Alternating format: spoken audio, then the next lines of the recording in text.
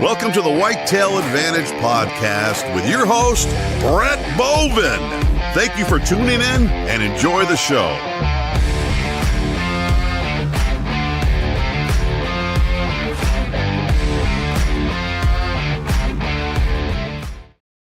What is up, guys? It is Brett Bovin, and welcome to the motherfucking Electronic Campfire. It is Tuesday, March 25th, 2025. And we're just going to leave it short for today's intro. We're not politically correct. We cover a variety of different topics. Our Sunday show is our laid-back roundtable segment, but it's a Tuesday show. So a state-specific show. Bring a guest that lives and hunts in that state. Tonight, we were covering Manitoba. Now, I know they're not called states. They're called provinces, but I'm just used to saying states. Anyways, first off, Michael, I want to say, yes, we're just joking. Just joking. Okay? Anyways, Johnny's not here for tonight, so we don't have the hunt, befriend, or kill. So if anybody has one of those, you know what, Michael? Come up with 3 animals for hunt, befriend, or kill for our guest tonight, and Dave and Squatch, and we'll read them off. Anyways, like I said, put your quarter in the slot machine, help share a show. Enough of me talking. Let's bring everybody in. Squatch, how are you? What's up, boys? Dave, what's up, up, buddy? Put your phone away in your Grindr account. Thank you very much. It's actually yours. It's yours. I'm trying to give him your personal number. Robert, thanks for coming on the show. I'm sorry you said yes. So am I. How's it going, guys? Going good, brother. So usually, like I said, we usually do hunt, befriend, or kill. But you know what? Actually, since Michael's taken forever to come up with 3 answers or 3 animals, I'm going to come up with 3 out the top of the dome. Okay. You have a whale, a caribou, and a lion. You have to hunt, befriend, or kill. All right. So, hunt, I'll go with hunt, caribou. Kill will be a lion, and befriend will be a whale. Nice. Yeah, because I want to hunt a caribou too. Come on up. Me too. Yeah, that's right. Yeah. Dave, Squatch, we'll get you guys one as soon as Michael comes up with 3 other ones, I guess. It's going to be a possum, a raccoon, and a fucking beaver. Let's just get this out the way. Robert, have you ever tried possum before? I have never tried possum. I've only seen one possum, and that was alive. I've seen lots of dead ones on the highway when I was traveling south, but no, I've never eaten a possum. That's Michael's infamous question. Yep, it is. Every person that comes on, we get them at our house, so I'm just going to shoot one, freeze it, and send it to Michael. He's got flavors of the forest, so. Yeah, I had a better idea. I want to trap one, throw it in bed with Brett so he gets his ass out of bed and goes out hunting in the morning. Oh, my God. You guys actually really know little critters. Yeah. They're nasty little things. Yeah. Hey, Robert, what's that giant pole behind you? Your golf club. That's my golf club. Yeah, no, that is that's a narwhal. That's a narwhal tusk that I obtained from hunting up in Nunavut. Oh, I don't know, probably 21 years ago actually. Wow. I was doing some work up there, and I walked down to the local marina where some guys are working on a boat, asking where I can catch some Arctic char, and in their best English that they could speak, they said, "Don't know, hunt whale." So I'm like, well, how do I do that? So they said, come back at 3:00. And so I walked down to the pier at 3:00, and game wardens are standing there, and they're all mad at me, thinking I wanted to go shoot whales, and I just wanted to participate. And it turns out that they were cool with it. So the game warden made me buy a marine mammal license, which cost me $5. Oh, wow. And said I had to pay for the fuel, which cost me, I think it was like $32 worth of fuel. and I hunted whales with them for 16 hours. We got 3 whales, and I shot personally 2 ring seals while I was with them. It's a pretty cool adventure. That is Wow. cool. So now, are there? Hands down the best hunt that I've ever experienced right there. By That far. just sounds awesome. The way and when we're hunting them, they're on the front of a 16-foot boat, which is like a 16-foot canoe with a 40 horsepower or 60 horsepower on the back, 3 men in it. Jesus. And the guy on the front spears the whale, chases him down, spears the whale, and has a rope tied to the harpoon, which is tied to a buoy, and that buoy drags behind the whale until the whale gets tired, where he'll porpoise, I believe it's called, and and when they get tired, they'll sit there and rest, and you shoot them in the back of the head with the whatever you have for a rifle at the time. Yeah, and then they quickly tie it to a rock, and the tide goes down. You've got about 8 hours to work on that whale. Chop it all up. Tide comes up. Everything's gone. So yeah, it's really cool. So for anybody who doesn't know, like, what are we talking weight wise on one? If I was to guess, and I never did this research, but if I was to guess, I would put them somewhere around the 4,000 pound mark. Yeah, 4,000 pounds. I was guessing 5, but it's probably closer to that. You know, I might be wrong. They might be 9,000 pounds. They might be 2,000 pounds. They're bloody big. They're freaking cool looking though. Yeah. Wow. So I did eat not the possum, but I did eat the seal raw when I shot my seal. But I couldn't stomach eating the blubber from. No. Oh yeah. I can't handle fat on a pork chop, let alone a whale. So Nope. But the seal was delicious. Brett, tell them about your opportunity that you almost had to go up and club seals when you were a younger lad. He's going to be able to write tickets up in Alaska. So when I was a junior, entering senior year of college, I was looking at possible job opportunities in law enforcement because everyone knows that's what I got into, and I was really looking at becoming a state trooper out in Alaska, and I was this close to pulling the trigger and actually doing it. But I stayed at home, and I almost fought Willie Wills, the penguin, every day. I can't say it as well as Squatch. She says it the best. You should have went to Alaska. No shit. Yeah. I wouldn't have came back, to be honest. My wife knows if anything ever happens to her, I'm gone. I'm just gone. I've done Alaska a couple times, and it's something else. It's amazing. And everything I was doing, like they were offering a $5,000 sign-on bonus on top of a $50,000 move relocation benefit package as well. You had great pay, you had great retirement and great benefits. Everything was set up perfectly for you. And I haven't looked to see what their situation is now. I'm assuming they're doing the same thing. Over-the-counter moose, over-the-counter blacktail, or Sitka deer. Hey, smart move, Brett, staying in Michigan. Yeah, that's why we're friends with you. You're the brains of the bunch. Yep, you had the brains to make this all just a big ball of wax and come together. Okay, so we're gonna say, Dave. I was just gonna say, in hindsight, it worked out for you. You got beautiful kids, and a wife. You know, but you could have freaking girl. You could have freaking arrested. You could have arrested Chili Willie the penguin and club seals every day of your life. Yeah. Yes, Justin's agreeing with you. He said, yes, you should have.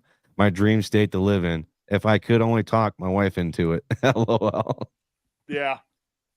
My wife's from Tennessee. I want to move down there, but she's against it right now. No way. Let's take a side note real quick here. Michael has our 3 animals for each and every one of us. We'll start off with Robert right here. I'm assuming that's a bison, 50 red squirrels, and an eastern turkey. Hunt bison. Yep. Kill the turkey, and you got to friend the 50 squirrels because they'll drive you crazy. So. Yeah, they will. You'd have to kill them or befriend them. I know. Yeah. Dave, you have the bobcat, cougar, and skunk. I'm definitely killing the skunk because I don't want nothing to do with that. I'd befriend a cougar. and then I'd hunt the bobcat. That was a good one. Squatch, Yeah. otter, chipmunk, Kodiak bear. And a goldfish. What was the last one? Kodiak bear. Oh, Kodiak bear. All right, so I'm going to friend the chicken. I'm going to fight the ostrich, and then I'm going to kill the grizzly Hunt the bear. grizzly bear. Yep. Yeah. That'd be So- awesome to hunt a grizzly or a Kodiak. It's not a grizzly bear. It's Kodiak. Yeah. Kodiak. Well, here is Kodiak or grizzly. There it's Yeah. Kodiak. Yeah. Well, I think the Kodiak is bigger than a regular coastal. It bear. is. Kodiak is. He's hiding behind the gun there. Kodiaks are there. They're bigger. Yeah, they're big. They're Yeah. big. Fucking Michael. The That's three the that one he I gives wanna me. What does he give you? Did you get goldfish, wolf? salamander? A lot lizard. A lot. Hang on. A wolf, an eel, and the last one. 50 German And- Shepherd puppies? No, it's worse. Oh my God. A naked mole rat. What the fuck, Michael? A naked Arab? Is that what he said? Naked mole rat. It might Oh, as well be mole an Arab. Oh, no, please. Yes. I'm obviously going to befriend the wolf. I'm going Yes. to kill the naked mole rat and hunt the eel. There you go. There you go. I guess, well, Well, he anyway. didn't do a bad job for standing in for Johnny Nitro. Yeah, fan. thank you, Michael. Yeah. Good Got a job. comment here from Brian Brink. Yo, what is up, Brian? So, Wait, cousin. Brian? That's my cousin over there. What's up, Brian? So, Robert, can you give a little background about yourself, brother? Background about myself in the hunting world. Obviously, grew up hunting with my grandparents, my parents, my whole life. When I was around 18, 19 years old, I started outfitting with my uncle as a bear guide in northern Manitoba.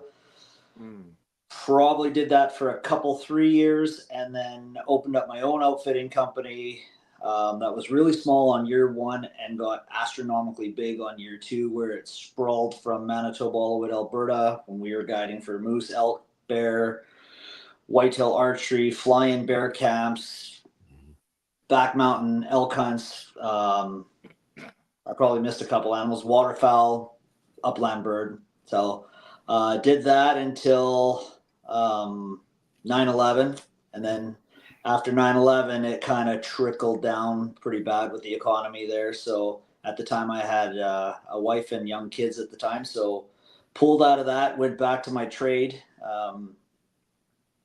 And when I was working on the trades and became an owner of a company and started to be able to go on some of these big guided hunts myself, I realized that I missed outfitting a lot. I found that I was actually outfitting the outfitters on these hunts a lot of the times.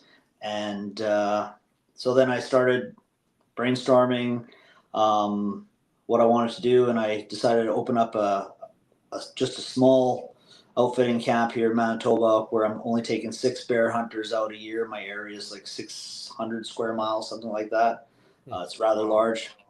We've got some tremendous bears walking around there, and I'm currently, knock on wood, hopefully this goes through, I'm currently looking at taking over an outfit here in Manitoba to take out about 34 caribou hunters a year. So Oh, Nice. boy. Oh, Yeah. oh. yeah, Man. one way or another, we're gonna make it work. It's just red tape stuff. Mhm. Let's see if you Yeah. know the difference. What's the difference between a reindeer and a caribou?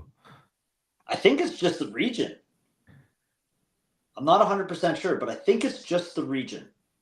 So, like I thought, Brett said I- one's on a sleigh and the other ones are in the woods.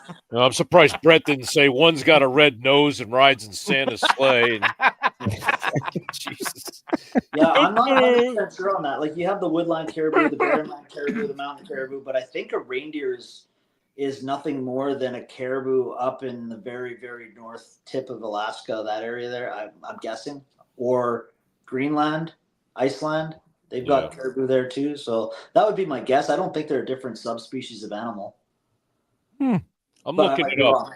I'm I looking might it be up. wrong. Yeah. So. I think, No. didn't Johnny say one was domesticated or some yeah, shit like Johnny that? said one was domesticated. Well, same thing. Same thing. Yeah. Yeah. So the Caribou's a region would be caribou the to other me. side of the fence. Region would be on Yeah. this side of the fence. Yeah. Exactly.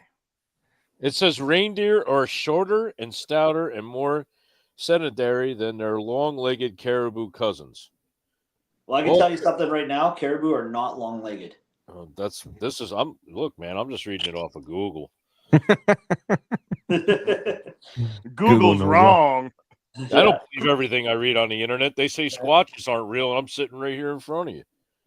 So do you Yeah. have like the big migrations going through your area, or are they pretty much just woodland based? No, they're barren land caribou. They're central Canadian barren land. Okay.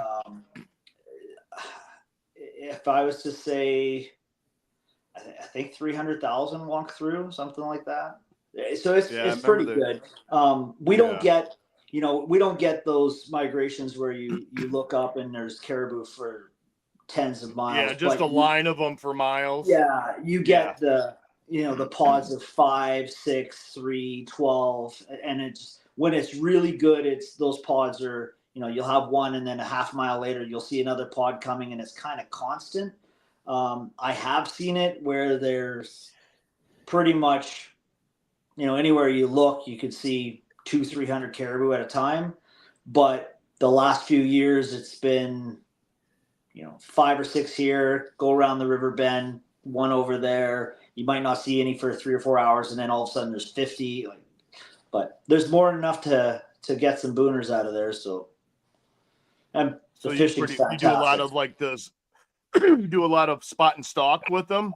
Is that pretty much how you hunt them? That's how I hunt. That's how I hunt them. Yeah. When I'm putting clients out, I usually put them up on a ridge type thing.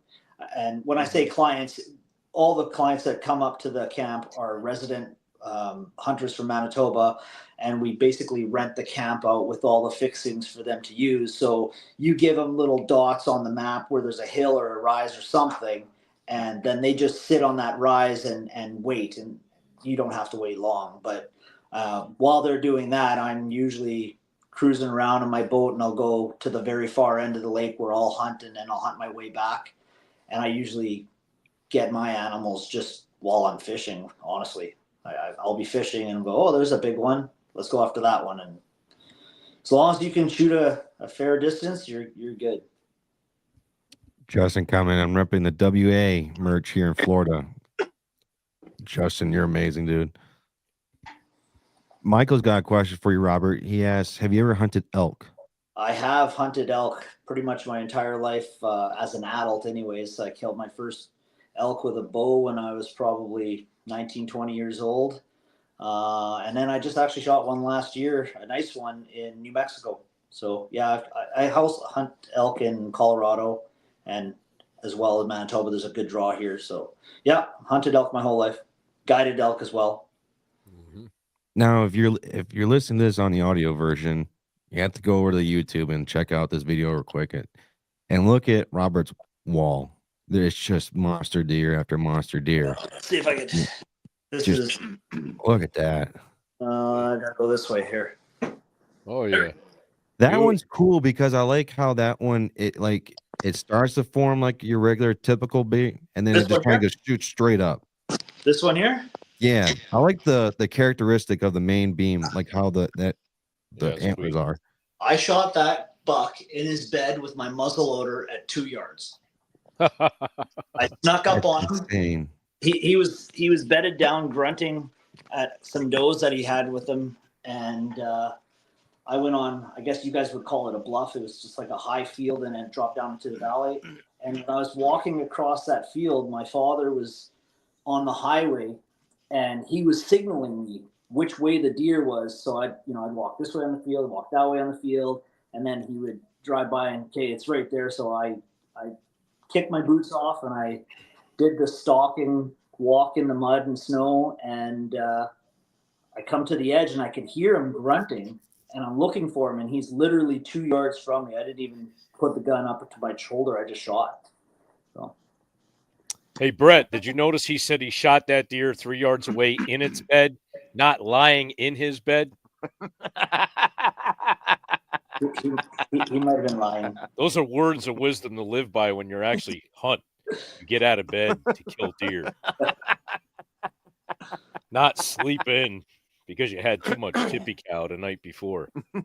Hold on here. I'm not sure which one he is. I think he was that one actually. I might have had too many pops the night before, and I went to my stand and just laid down in the snow. It was about -30, and I just laid down and I slept there for a couple hours. And when I woke up and looked around, that buck was standing there trying to check me out, see what I was, because I was in the middle of a field basically, and I ended up shooting him from my bed. See, Brett, it can be done. It can be done. Yeah. But he did say he was laying on the snow. He wasn't like Not from the bed in your house. not from your. I'm not sure how I made it out that morning, but it was a rough morning, that's for sure. Hey, bed's a bed. Well, what are you doing then, Robert, up there in Canada that's giving you that high success? What are you looking for? Area is a big thing. So I've been, we're lucky here. So I'm showing you these bucks on the wall here, and honestly, these are the ones that didn't make the cut. The bigger ones are downstairs. I got a few booners down there. One of them's like 200-inch. Wow. But we have a couple regions in Manitoba, and when I say a couple, we have quite a few regions that really hold some really big antlered deer. So I lucked out on the area that I hunt. It was basically given to me by the government when I was getting into outfitting at 19, 20 years old there. And it was an archery area. So you all know when you're guiding for archery hunters, you put a lot of miles on the ground trying to figure things out.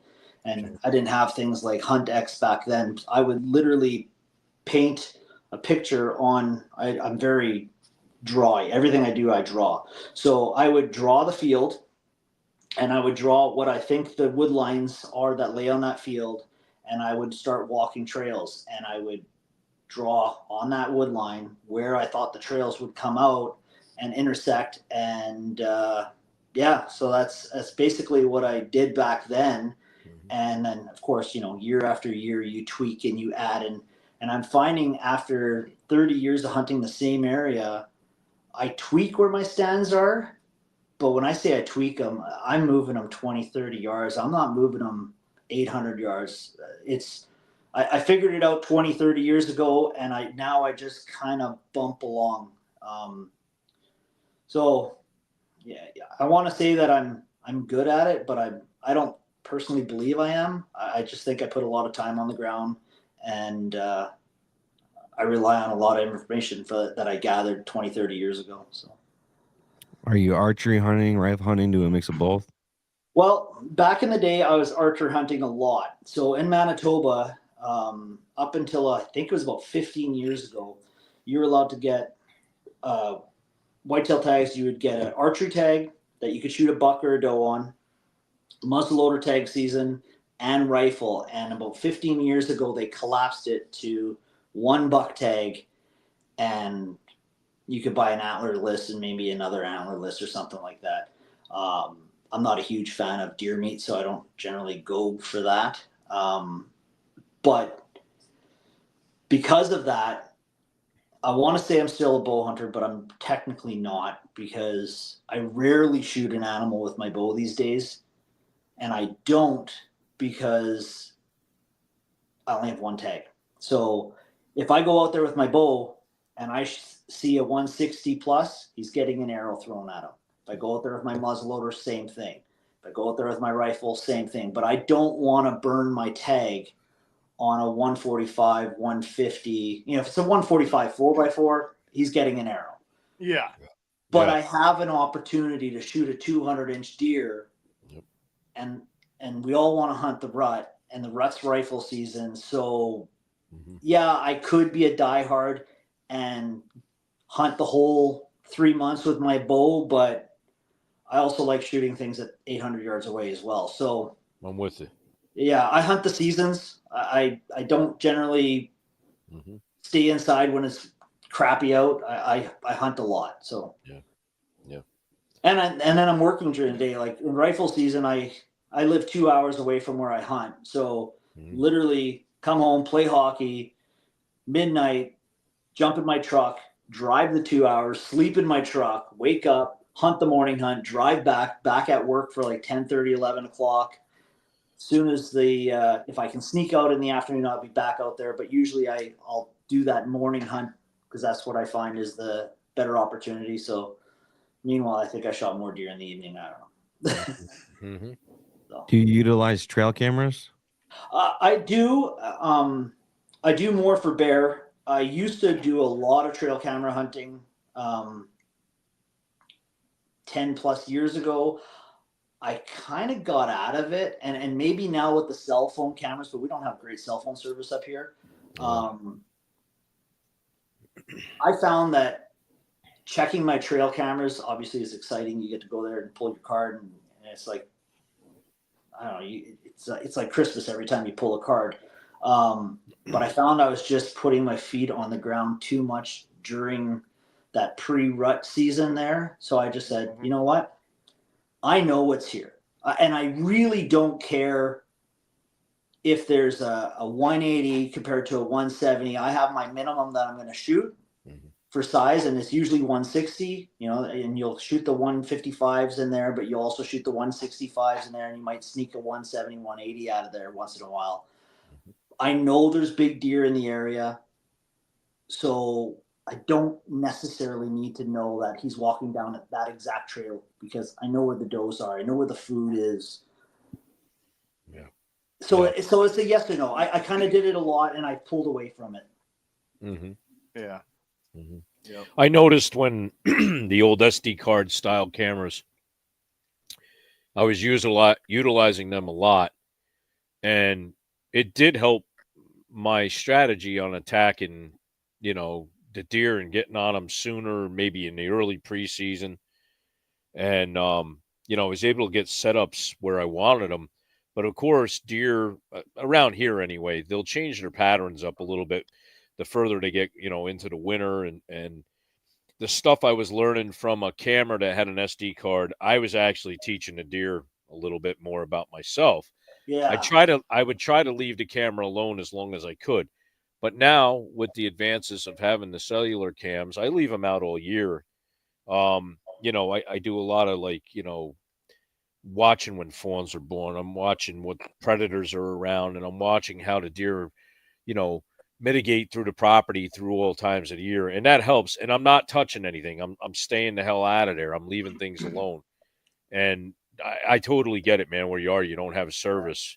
It's a shame. Sometimes it's a rough thing. I got a couple of mountain spots that don't have good service either. And it's kind of like you said, I know what's there. I know they're big and I know where they're moving. So you know what? We just got to go back to the old ways and, hunt it the best way that you can. And that's important. A lot of guys rely on it too much, When I personally hunt black bear for myself, I like not having a trail camera because I like not knowing, if that makes sense. Like I'm still not going to shoot something smaller than 400 pounds, but I don't necessarily want to know that there's a 400 pounder there. And if there's a 400 pound black, maybe I don't want to know that there's a 400 pound chocolate. I just want to be excited to see something come in. So when I'm hunting for myself, I generally don't use trail cameras for black bear either. Right. So one thing I did learn, going back to Michael's comment about the elk, one thing I learned this year is we were pig hunting. We've got a pretty good population of wild boars here. And we're pig hunting, and we were using a cellular camera, and elk eat them. Elk eat the antennas off the cellular cameras. and I mentioned it to the farmer that this happened, and he's like, "Oh yeah, every single camera I have that has an antenna, the elk eat the antenna off." So, yeah. Wow. So food for thought if you're in elk area. Because those cameras are expensive. Lock up your shit. Yeah. All right, we're gonna we'll take a quick 2-minute little video break, and we'll come back with Squatch's segment. Hey, go ahead and season your meat with something great. Try Flavors of the Forest raw garlic sauce. made with only the finest ingredients for the finest wild game. Go ahead and use promo code Whitetail to save 15% on your next purchase. Go check them out. Hey guys, how are you? It's the Squatch from the Whitetail Advantage. Hey, listen, have you guys tried rec broadheads yet? Well, if you haven't, you're really missing out. I've been shooting rec now for over a year, and I'll tell you what, they fly straight, they fly true, and they're deadly, deadly on a deer. You can get the HXPs, you can get the FX4s, or you can just get the regular HPs. Guys, take it from the Squatch. The guys here at Whitetail Advantage, you can't go wrong with the rec broadheads. If you tune in, you watch our show, you can use the discount code for rec, WA15. That'll give you 15% off your purchase. And you guys tell them that the Whitetail Advantage and the Squatch sent you. Thanks so much for watching. Stay tuned. The show's going to be great. Squatch out. Hey, you guys have a passion for the outdoors? You faith-based and love bow hunting? Go check out Bow Addicts. It's BOWADX. Genesis 27:3 says, take your bow and a quiver full of arrows. Go out into the open country to hunt some wild game for me. While we all love to go out and hunt wild game, we'd love to also wear it and represent what we believe. So go check out Bow Addicts and use promo code WHTADV10 to save 10% off your next purchase. That's WHTADV10 at checkout.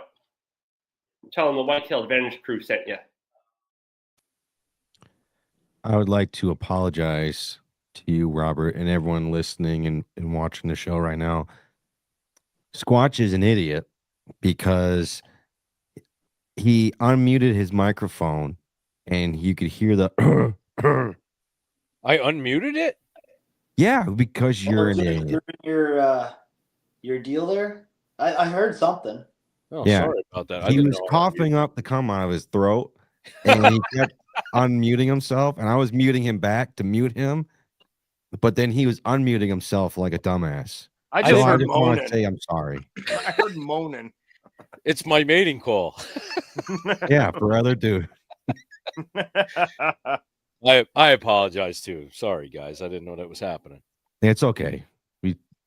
I guess we still love you in some capacity, in some fashion. Yeah. You don't love me. You just can't live without me. It's all right. No, I just tolerate you because you're on the show.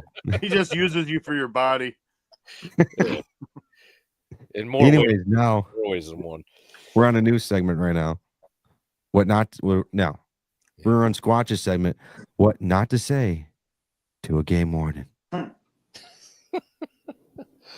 All right, Mr. Robert. So what we do here is I played a game warden, and I want you to come up with something that you would just not ever think of saying to a game warden. So I'll give you a scenario.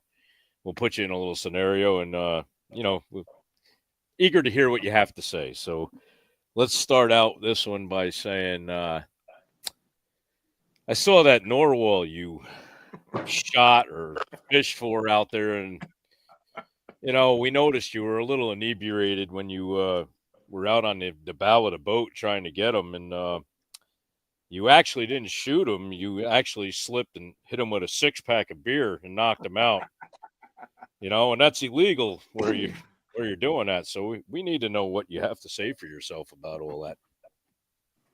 Chances are that's probably a true story.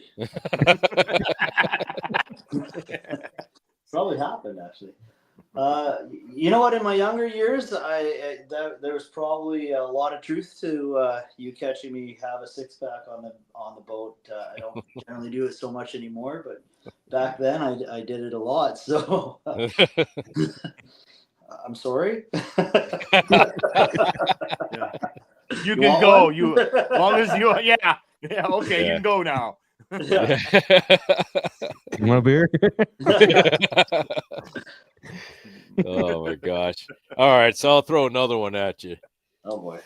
When you're in your travels where you hunt up in Alaska, did you remember happen to come across a young lad, red hair, very inexperienced, asking you a bunch of questions on how do you actually kill animals up there and how do you go about it?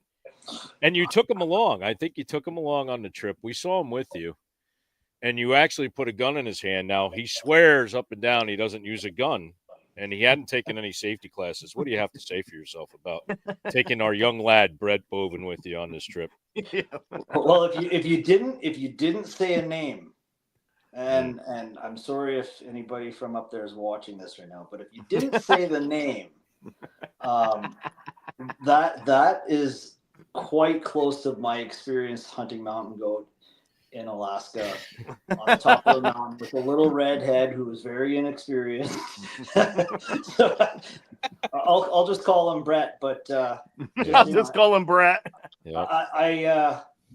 I wouldn't be lying if I said I didn't make him cry. True story.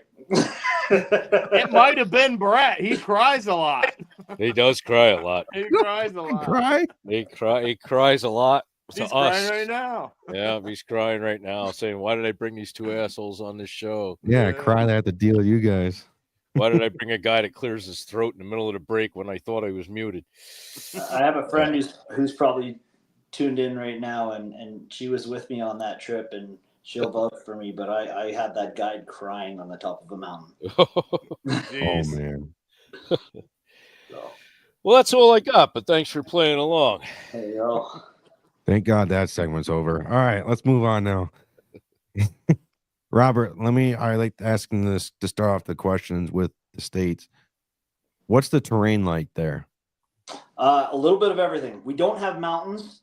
We have what's called the Riding Mountains and the Duck Mountains, which is nothing more than basically your rolling hills around the Pawpaw area there.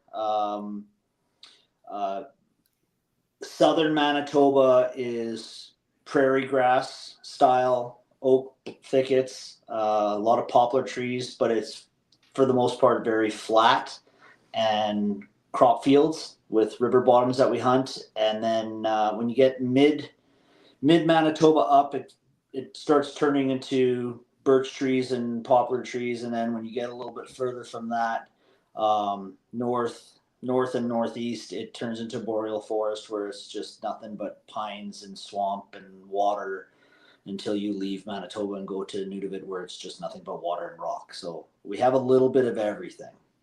Nice. Yeah. Now I was looking here. I was able to get on the website there if it ever fucking loads on my laptop here. The regions there looks like you have 6 regions in Manitoba: north of 53, western, Parkland, central, Interlake, and eastern. Yeah. Okay. Sure. And It all depends on what you're in what you're doing. So I think the regions that you're looking at probably are from a fishing map. We have, I don't know, 30 plus hunting areas.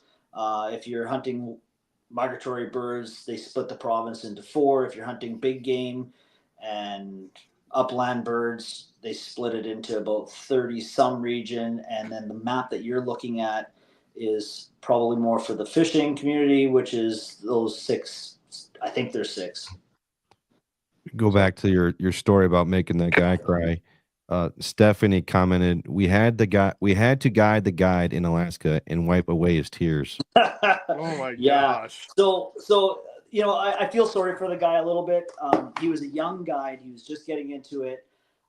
It was, I call it day 1, but technically it was day 2. So I flew into Alaska, and I can't remember the fellow that you had there from Texas. He can attest to this. So when you go to Alaska on a trip like this, you take everything, you get your little gear list, you take everything, you lay it on your living room floor, kitchen table, whatever you're putting it on, and you look at it and you go, okay, I got to cut this in half. And you cut it in half.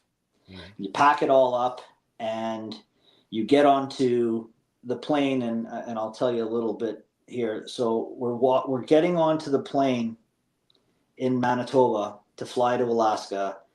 And I looked at Stephanie and I said, you have your credit card on you? She's like, yeah, why? I said, do you have much of a limit on there? She's like, yeah, why? I said, because I didn't bring my wallet. Oh boy. So I'm going to Alaska. I got my driver's license and my passport with me, but I don't have any means of payment. So, and we're going on a mountain goat hunt. Like, you need some cash, and I had nothing. So, anyways, we go on this trip. We get into our hotel room. I take that same kit. I lay it out on the ground in the hotel room, and I cut it in half again. So we fly into our camp. You land on the ocean. We're on Kodiak Island, by the way. We land on the ocean in the bay on Kodiak Island. And there was a base camp set up because the outfitter was getting ready for some Kodiak hunts in the following week. And we were doing blacktail Sitka, I guess they're called, Sitka deer, and I was hunting mountain goat. So as soon as you land, you meet the guide, you look at the mountain that you're going to climb up, and it looks soft and pillowy when you're looking at it from afar, but I've been there before, so I know what it's all about.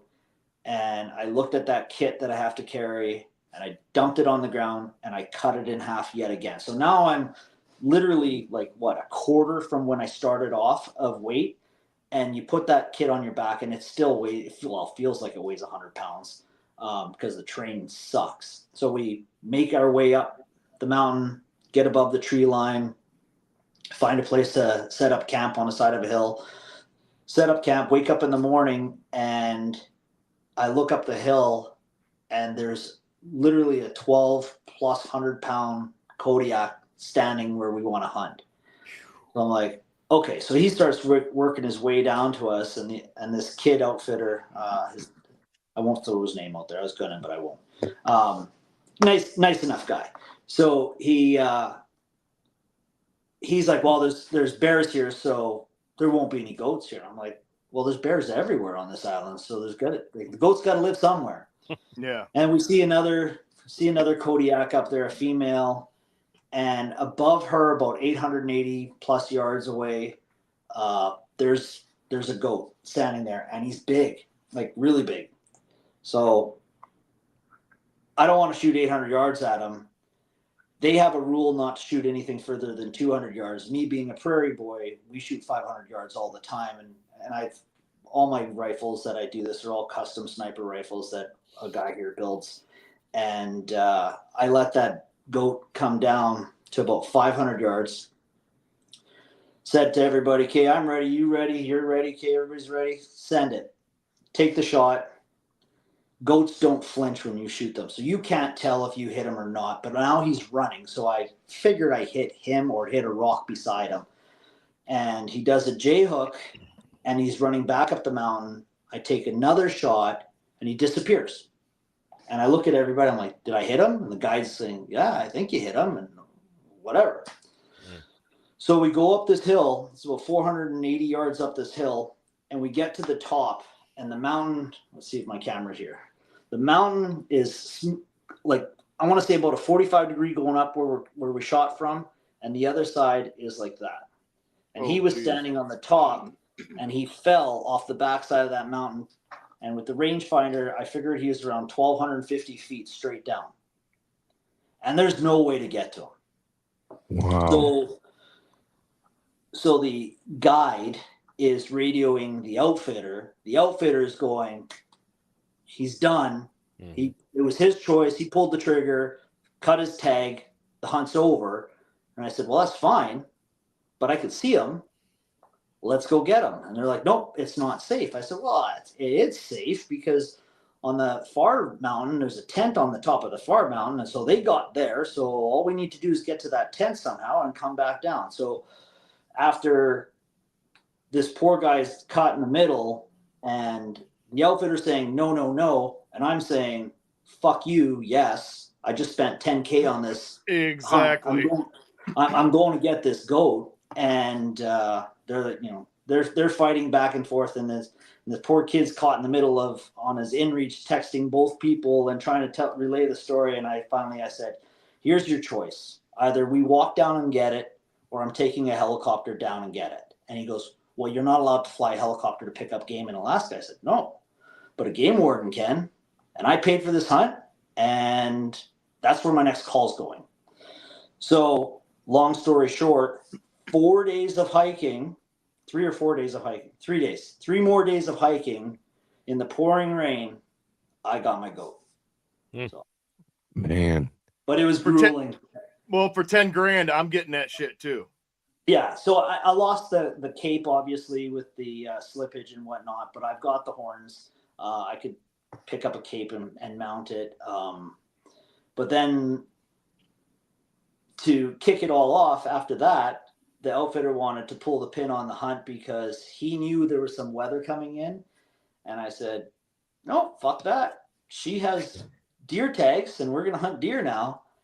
And we ended up spending 18 days in the rain in a tent on Kodiak Island with no food. And she eventually killed a Sitka deer, which, by the way, is the best tasting meat that you could probably have in North America. Really? Wow. Yeah, it's good. Like, it's good enough that I flew the meat out for myself instead of leaving it with the outfitters, which I don't eat deer. So, yeah. Man. You heard that right. I don't eat deer. Yeah. I don't like it. You can mail it to me.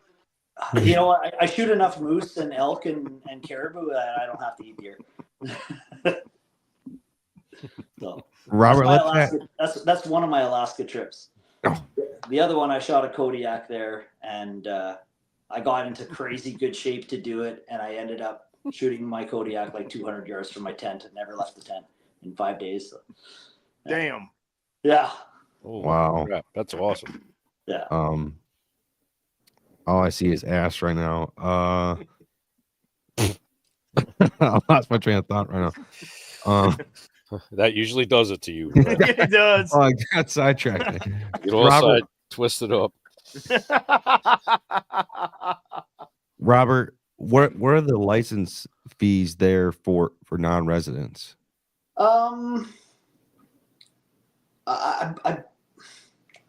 A black bear, and it's going to be very similar to a whitetail, might be $250 Canadian. So that's, I don't know, what, $140 US maybe? Yeah. It's not very expensive. That's not bad. No, it's not bad. You do have to go through an outfitter if you're a non-resident. Yep. They call it a non-resident alien. So there's there's resident, which is myself. There's non-resident Canadian, which is anybody in Canada. And then there's non-resident alien, which would be anybody outside of Canada.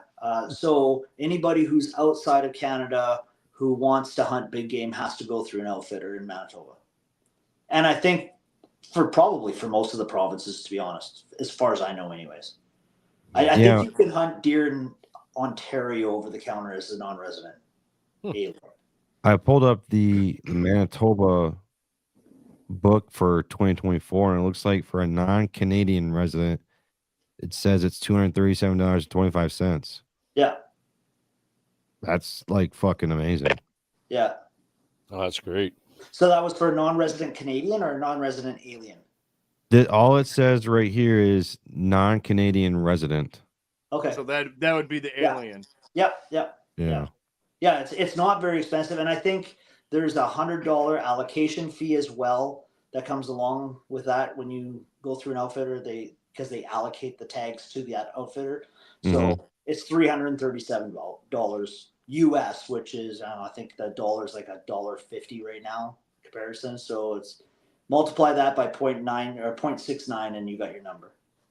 So in order for one of us from the States to book a hunt up there in Canada, or at least Manitoba, we have to book through a licensed lodge or an outfitter authorized to outfit? Correct. I'm curious on why that, like here in the States, we can just go buy an over-the-counter tag in a different state and just go hunt. Is that is that something specific in Canada that you have to do? I mean, obviously you have to do, but it's a reason why. Well, yeah, it's a resource. It's a source of income. So just like when I'm going down to New Mexico, for the most, and I'm not going to say you have to, but for the most part, you're going through an outfitter. For a lot of the areas down in the States, you have to go through an outfitter. For me to go to Alaska, I have to go through an outfitter. It's the same thing. It's just a way for the province or the region to make money off of renewable resources. That's all it is. Hmm.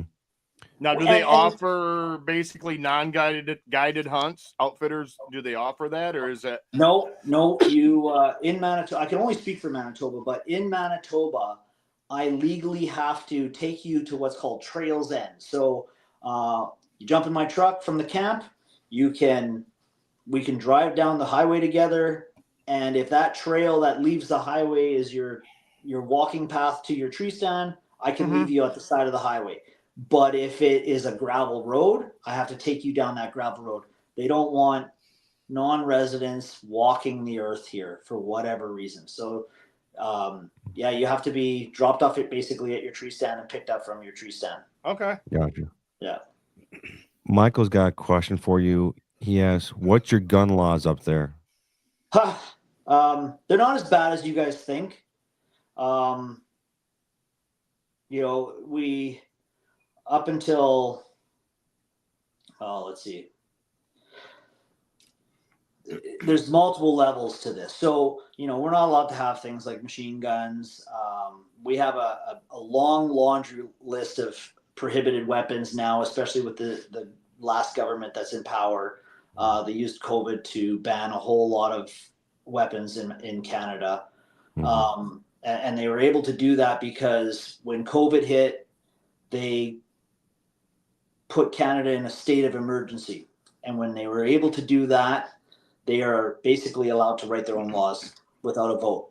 And as soon as the Liberal government did the state of emergency, the next thing they did was push their gun ban through. So they banned pistols. What? So I own pistols. I'm allowed to own pistols. I can take them to and from the gun range, and that's pretty much it. Now, I can't sell a pistol to a friend of mine. I can't buy a pistol off him. I can't buy another pistol in Canada to date ever. And if I die, that pistol gets destroyed. It can't be handed down to my kids. So because I had it prior, I'm grandfathered, but I can't do anything with it other than drive back and forth in a direct line basically to the gun range.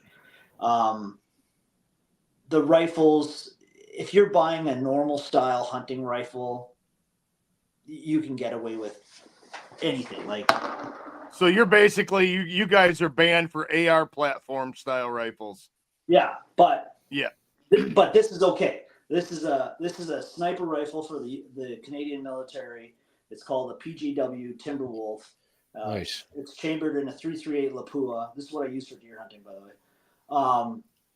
And there's nothing wrong with owning this gun because technically it's the same as a 270 bolt action or a 300 bolt action. What they've done is they've come up with a rule in that gun ban that you're not allowed anything over 10,000 joules.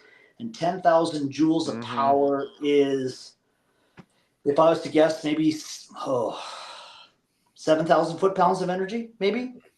So that clean slate wipes out things like a 50 caliber BMG. Okay. Yeah.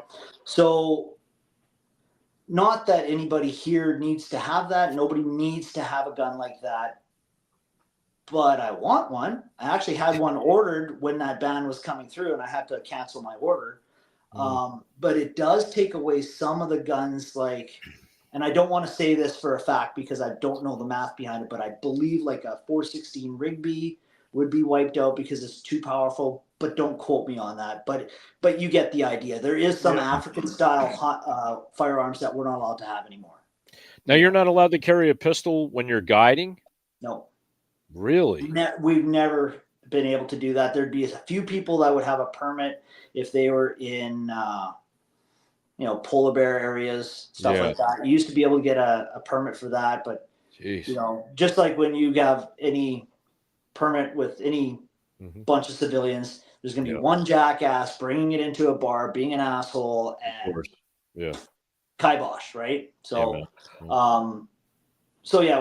we have some stupid rules with firearms, but if you are the average hunter, I don't want to praise the fact that this gun law is in existence because I don't want you guys to think, oh, he's I'm against the gun laws in general, but I'm also, I understand that all these rifle hunt that I go on, I can buy a gun and go on that hunt and do great with it. So it's a tough one.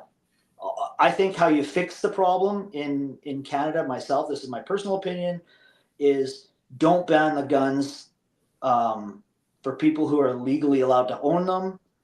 Punish the people who aren't allowed to have them. Sure. So if I am legally allowed to have this gun and I use this gun to commit a crime, like a violent crime, well then, I'm done. And if I am now done and I'm banned from having a gun and I get caught with another one, fuck it, throw me in jail for 20 years. Like, I don't care. Like, I'm being an idiot now. So, and I stand with this kind of thing with your Second Amendment down there. I'm not. This is a tough one. I'm not opposed to the Second Amendment. I think there needs to be some sort of guidelines with the Second Amendment, but I also think that the Second Amendment ruling for the gun portion of it is this is your right to have your gun, but you also have the right to lose that right. So, it's kind of that way here. Yeah. So with the felonies, you have any kind of felony, you're done with guns for life. Is that how it works there? Okay. Yeah. Any kind of felony, you can't even have them in your house. Mm-hmm. Even if they're not yours, they just can't. I got a full carry. I got a full carry concealed permit for New York State. I can't carry the statutes in New York City or Albany, but I can carry anywhere else in the state. Full carry conceal. We got a lot of nut jobs here too, though. Well, and there's nut jobs everywhere, and I don't ever feel the need here to carry a sidearm, other than it'd be cool. But don't get me wrong. When I go on my northern trips, I've got my shotgun in my truck pretty much all the time because you have no way to defend yourself, and you're 400 miles from anybody. So there's a shotgun, and it's not for it might not be for people, but I would use it against people, heaven forbid, because if you protect yourself in Canada with a firearm, you better have a bullet hole in you somewhere. Oh yeah. Yeah, you're gonna get thrown in the clink even then. So I got to ask you this question, and please don't take offense to it, but how would you feel? How would you feel if you were to become our 51st state? That's a loaded one. And I say it's a tough one because it would be beneficial for me as a company owner. Yep. I have friends that are in the States that make way less money than I do and live higher on the hog than I do by a lot. Mm-hmm. So, you guys have more earning power and the price of your products are a lot cheaper than mine. Yeah. So, and with the tariffs and crap and social media and people are throwing BS knowledge out across the world out there. They don't read anything. They just, somebody posted this and they just add fuel to the fire. But a fully equipped bass boat here, well, Rick, you're pushing $200,000, $180,000. Where down there, I could buy a fully equipped bass boat for $80,000. So your buying power is a hell of a lot better. Yeah. I wouldn't like it for the fact that Canada would get swarmed with hunters and fishermen. Like it would be crazy. I wouldn't mind your tax dollars fixing some of our roads. You can't even fix your own fucking road. We got horrible roads. Our roads aren't that good, man. But they tax the hell out of us for it. Yeah, they tax us for it. So you think. They don't. Yeah. Right? You don't pay Canadian taxes. We get taxed. Like I'm pretty much in a I'm somewhere in like the 46% tax bracket. So basically 50 cents on my earned dollars going out the window, plus in Manitoba it's 12 cents. 12 cents for every dollar I spend gets taxed. That doesn't include, a bottle of booze is getting taxed. Our fuel's taxed really hard. If you're a smoker, Jesus, like you're paying $25 plus for a pack of smokes here. So, a case of a 2-4 beer here is $56, I think. Oh, Wow. Yeah. So, and that's all tax money. And it just seems like everything you do, they're taxing. They just implemented a new capital gains tax, which, for me, I own a business. If I sell that business and I make $2 million off that sale, well, I can only be tax-free for the first 250. And after that, I think it goes up. It's like 60%. Like, it's crazy. wow. So, we pay taxes. Yeah. But Yeah, you do. Canada is also an amazing place to live. Sure. Provided you get away from the mess. Like, if you get out of the city and get into our back lakes and stuff like that, it doesn't get much better. Like, I could drive for a half an hour out of the city and not see another person type thing. So that's not a bad thing. No. Yeah. That's like the UP up here in Michigan. We call it the UP. I know where it is. Yeah, I love it up there. It's amazing. I basically grew up there growing up as a kid, and I just love it up there. It's beautiful. It's still busy up there for me. Yeah. It's busy up there for you? Yeah, the UP to me is still busy. Oh. I rode off a truck on the UP coming back from that hockey tournament that I'm going down to. Oh, wow. Yeah, I hit a deer square and took my rat out, and See, from our point of view, from Dave and I, and and Johnny as well, going up there is like vastness of just nothing. You see one person basically every 30 miles, it seems like. Yeah. Well, Robert, well, you should come on the trip with me that I'm doing next week if you want to see vastness, because I'm taking my truck up the winter roads, hauling some boats to that camp, and I'm estimating it's going to be 8 hours of driving on the highway, 6 hours of driving on gravel, and then probably 12 hours of driving on winter road.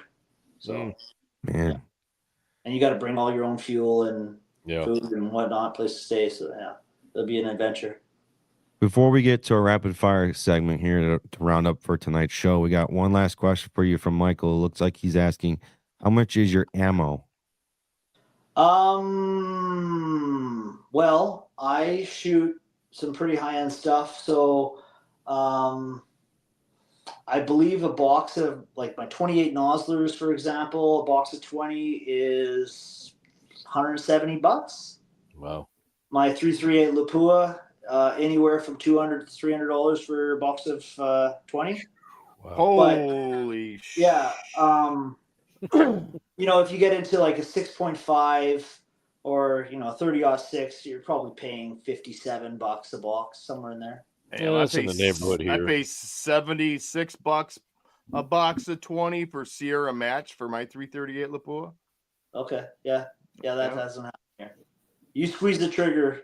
Like, when I take that gun in, I literally take 2 shots. Do you reload it all? I do. I'm really busy. Like, so that's hard. Yeah, it takes a lot of time reloading. I run a company. I fish bass tournaments and walleye tournaments. I hunt a lot. I outfit. I play hockey. I'm busy. So no. And back in the day when I used to skeet shoot, Olympic skeet shoot, I used to reload all that, and it got to the point where I just started buying pallets of shotgun shells. I just didn't have the time. Well, so Robert, yes and no. Hell yeah. We're gonna wrap it up with tonight's show with some rapid fire segments, okay? About 6-7 questions for you. Besides hunting, I know we kind of talked about hockey. Do you have any other hobbies or interests? Yeah, I'm big into fishing. And we have a thing here in Manitoba. I'm sorry, this is rapid fire, but we have a thing here where we chase all the different species of Manitoba, and I'm really big into that. And the last couple of years, I've gotten fairly serious with the bass fishing tournaments and stuff. So that's nice. Sweet. I have a buddy that's into bass fishing. He loves that shit. He's my go-to. If I need to know anything about bass fishing, I'll go right to him. I'm walleye and river fishing. Yeah. I'm trout. Old trout. Lake Erie walleye. I'm with you, Squatch. I like trout. Trout's where it's at. Lakers, big browns, rainbows. I agree 100%. Yeah, man. BBCs, I go to Squatch. Like I like catching all fish, but we have probably the best walleye fishery in the world. Oh yeah. 30 minutes from my door, and I fish it a couple times, and they're catching 32s, 31 inchers there right now pretty consistently, and I could give a crap. Yeah, they're biting early now onto the Detroit River. We're going next month back out, but yeah. Mike said, what was that? Sea bass? Yeah, Michael said I'm a striped bass and porgies. Porgies. Porgies are like the sunfish of the ocean, Michael. Come on. And sea bass. Oh, Justin said we used to come up there, and when I was a kid, did a guy's trip to Lake Nipissing. Lake Nipissing. That must be in Ontario. Nipissing was awesome. Caught a lot of walleye and pikes. Yeah. I'm gonna guess that's in Ontario, somewhere by Timmins or something like that. That would be my guess, just by the name in itself. Yeah. What wild game animal was on your bucket list to hunt? I'm chasing mountain lion right now. I've killed one before, but for whatever reason lately I want to hunt muskox. I don't know why. Yeah. I'm going to save all my African stuff to when I'm older and can't walk, but I'd like to do a doll sheep. I shoot big moose here in Manitoba. I do want to go to Alaska and Yukon and shoot a moose there, but I shoot. Well, you saw in the picture there. I shoot some cranker moose. Like that guy there is not big. Like the ones downstairs are big. So mountain caribou and doll sheep and muskox would be next on my list. And I kind of want to go back for another Kodiak because that's fun, man. Heck yeah. What is a wild game animal you want to try eating? Wild game animal that I want to try eating. Well, I've tried it, but I want to eat my next mountain lion for sure. Oh, okay. Mountain lion's really good. I heard from a couple people it's really good. Really good. Yeah. What is the top state or province that you want to hunt next?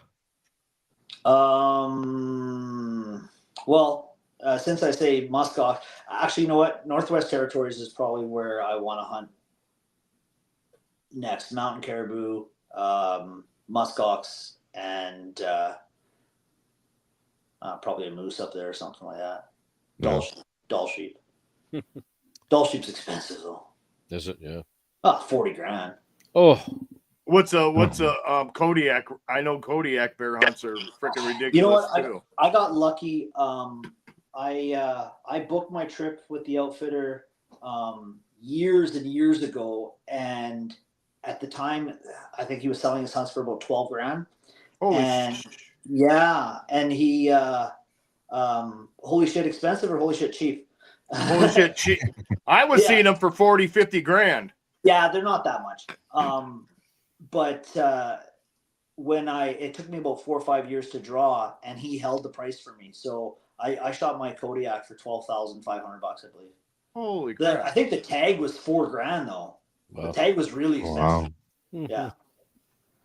All right, you get a family member and a non-family member. All right, I thought about this one. About this one before you're asking the question. So a family member, my dad passed away when I was on a moose hunt a couple years back, so I'd like to hunt with him again.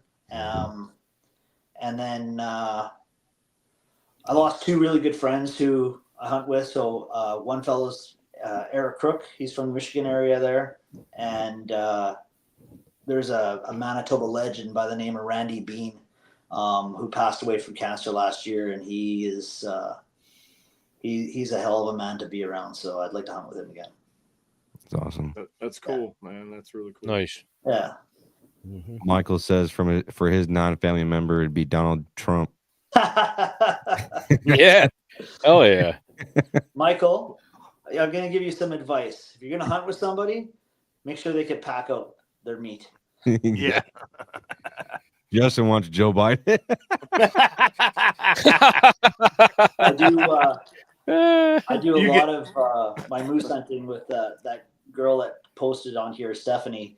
Yeah. And my knees are shot from hockey, so when I shoot moose or when she shoots a moose or caribou, she carries every ounce of meat out of the woods for us. Wow. So, Oh, that's awesome. yeah. There's if you look at our social media page, there's her carrying quarters of moose out while I'm just standing there. Last question here. How do you think we as fellow hunters could or should improve the hunting community? Well, yeah, that's a tough one. I'm going to answer that for Manitoba alone. So Manitoba has two groups of hunters. They have white hunters, and then they have the indigenous hunters here in Manitoba. And if you go extremely far north, the indigenous hunters are really respectful of the land and whatnot. The issue that we're seeing here in our province is the ease of equipment now with indigenous hunters. They don't have any, when I say they don't have any rules, there is some rules, but they don't have license fees, which is fine. They don't really technically have seasons. They can hunt whenever they like. And I just feel that it's being taken advantage of really bad. And it's not so much that it's taking advantage of. The olden days was the land will provide. Well, unfortunately, our population and the equipment that we're using nowadays is just not the case. So we need to find a way to meet in the middle somewhere, and honor their treaties and whatnot that they have here in Canada, and still not slaughter our animals, type thing. Work together, but that's a real big topic, but it's a problem here. Well, Robert, I just wanted to say, excuse me. Thank you so much, man, for coming on our show. Man, I got a tickle in my throat. What the fuck just happened there? That's what happened to me before. Yeah, me too. That came out of nowhere. Brett, before you go, we talked about something in our little preview meeting here, so I'm gonna take you for a walk here before you cut me out. That's right. We got to see this. So right now, listening to the audio version, he's taking us downstairs to his, I'm just going to call it trophy room. Well, I don't know if I'm going to be able to flip this phone on here. Can I do that? I don't know if you can. Okay, we'll do it differently. So I said downstairs or upstairs that we have the ones that didn't make the cut. So there's a booner there. Oh, crap. This one here, this one's actually a buck that my dad shot. Wow. So he's pretty awesome.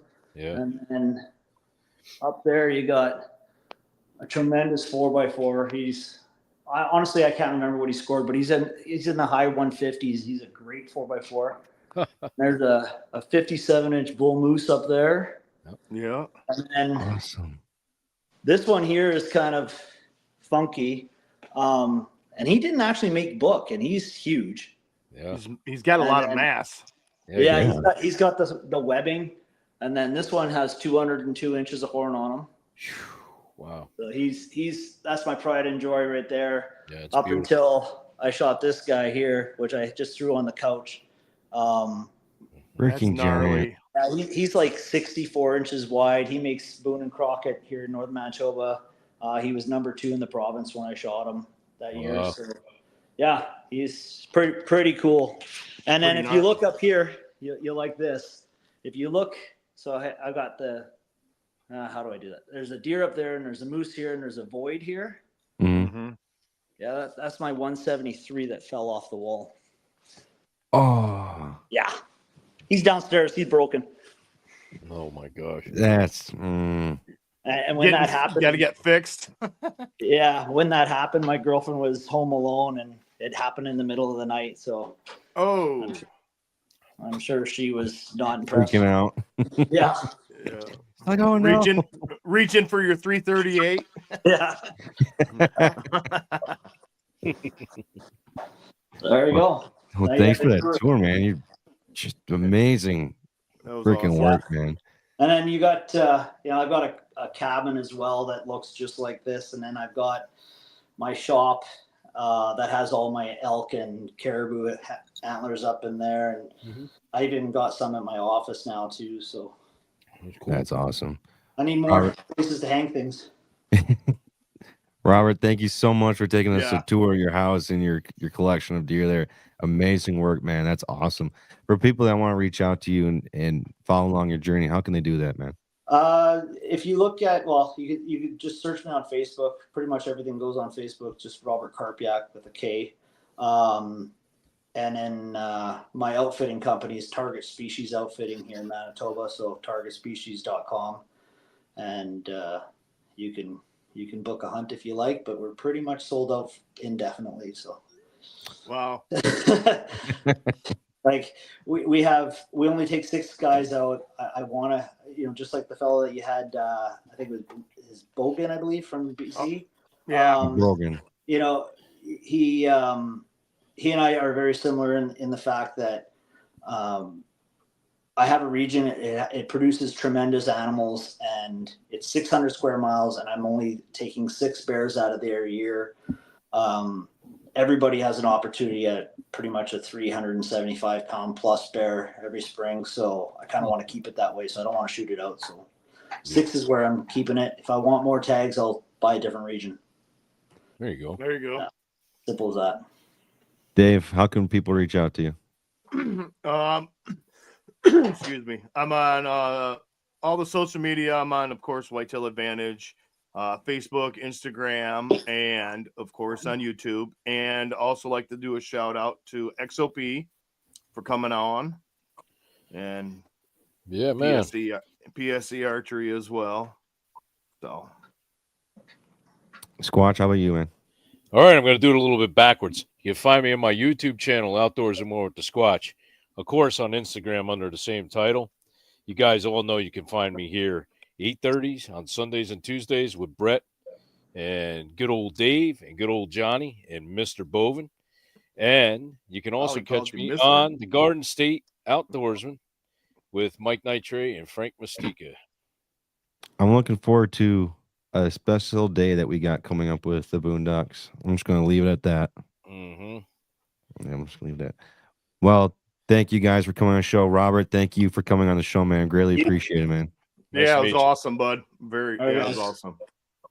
Have a great rest of your night, guys. All right, good night. See ya. Oh, man. Thank you, Robert, for coming on the show. We greatly appreciate it.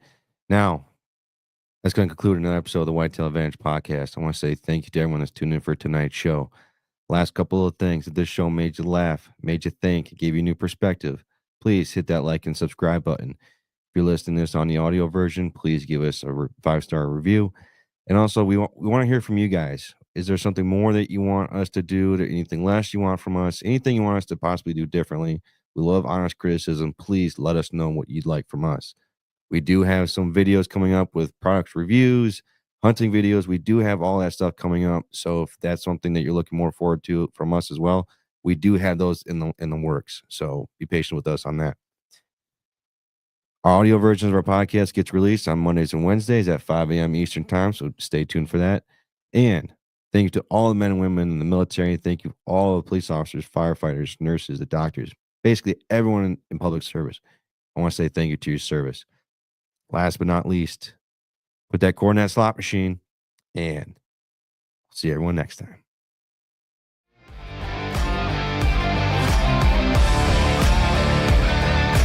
Thank you for tuning in to another episode of the Whitetail Advantage Podcast. We hope you enjoyed the show, and we will see you next time.